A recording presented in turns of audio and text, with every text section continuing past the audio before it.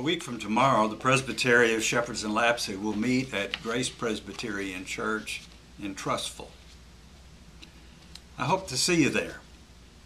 We will begin with worship, the theme of which is justice for children around the world.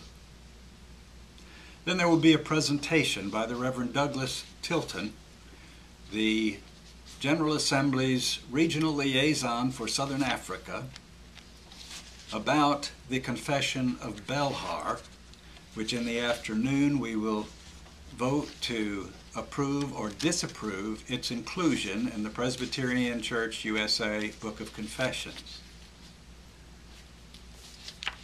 Doug Tilton will make a presentation that will talk about the situation of apartheid in South Africa that gave rise to the Confession of Belhar.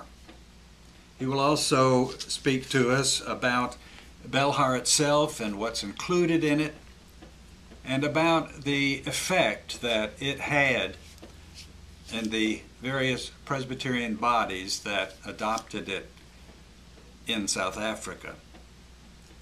And finally, he will talk about the importance of this confession today as it continues to play a role in the uniting Presbyterian Church of South Africa.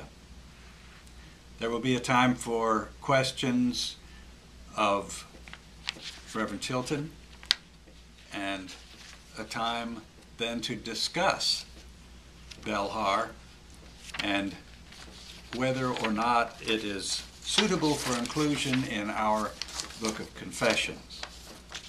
In addition to this important action, there will be the examination of candidate Song Im of the Korean Presbyterian Church of Birmingham, and he will be examined for ordination to a validated ministry within that congregation.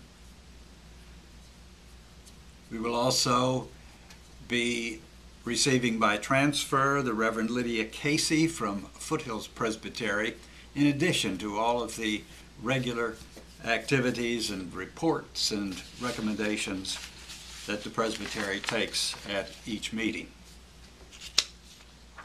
Speaking of Presbytery meetings, it's somewhat alarming to me whenever I note that ministers or elders of congregations who are commissioners to Presbytery are listed in that column called excused absences, and even more alarming for those that are listed as unexcused absences.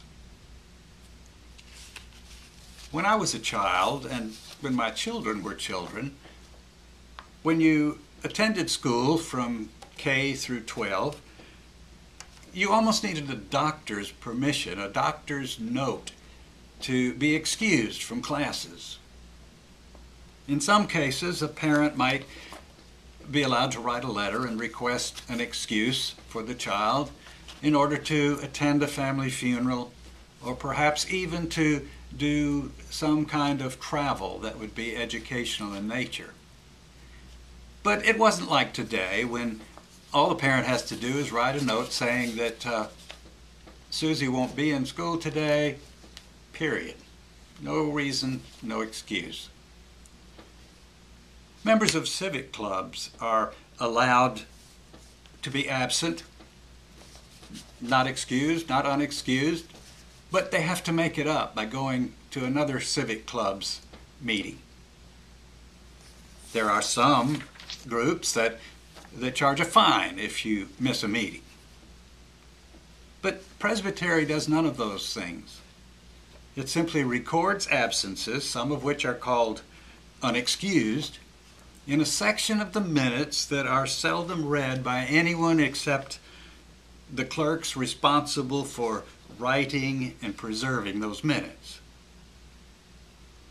Now, certainly there are appropriate excuses for occasional absences from Presbytery, but when all one has to do is notify the stated clerk of the inability to attend, sometimes even after the fact, there seems to be no excuse for unexcused absences.